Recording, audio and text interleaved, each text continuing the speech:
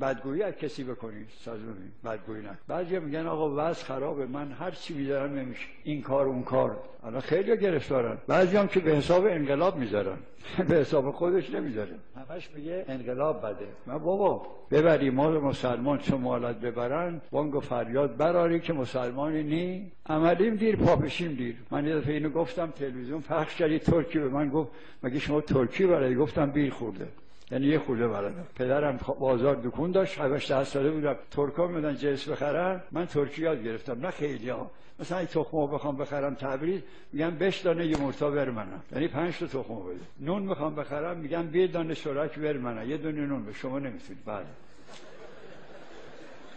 20 کیلو اوزون بر منم، یعنی انگور. اوزون یعنی انگور. ولی اینا یه خورده بعد میادم یاد بگه، جهنم هم بخواد بره راحته، چون جهنم ترکی حرف میزنه. نه حدیث داره بهش عربی حرف میزنن، نه اینکه ترکا میرن جهنم. ترکای خوب عرب میشن، آدمای عرب و فارس جهنم اگه بشن اونجا ترک میشن.